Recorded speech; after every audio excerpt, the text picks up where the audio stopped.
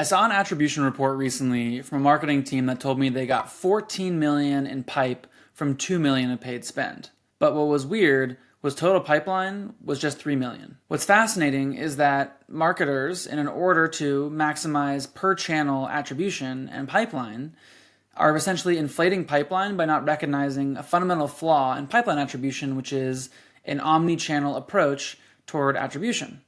Basically, the idea is simple. It's just that you need to give credit to each individual channel proportional to which channel was utilized in the generation of that pipeline. So for example, if you book a lead on LinkedIn for 50K, you can't say that LinkedIn drove 50K of pipeline because that same lead also got an email from one of your SDRs, a call from a different SDR, saw an ad, and then went to an event where they heard about your brand and built you a little bit deeper. So combining all those things is what would truly tell us how much pipe a different channel has contributed toward the overall mix. But of course, the problem is that's quite difficult. So as we can see, multi-channel attribution falsely inflates ROI. It makes every channel appear more successful.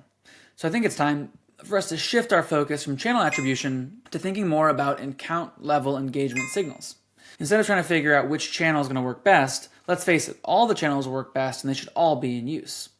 But if you're able to actually appropriately think about for each lead across all the channels, how hot that lead is, that would help us really understand our total addressable market and who's in market to buy right now.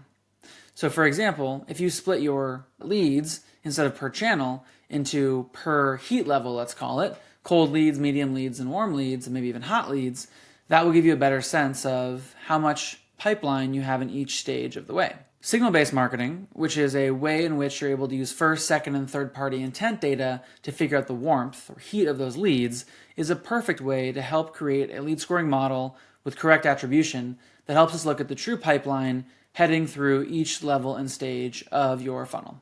And warm leads tests have proven this. For ourselves internally and for our customers, it's clear that pipeline that's in the hot stage is way more likely to close than pipeline in the medium stage, is way more likely to close than pipeline in the cold stage. That's natural. We're basically building a funnel.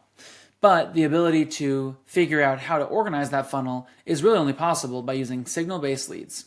So if you haven't used first, second, or third-party intent data, I highly recommend you check it out from warmly.ai or one of our other providers or competitors.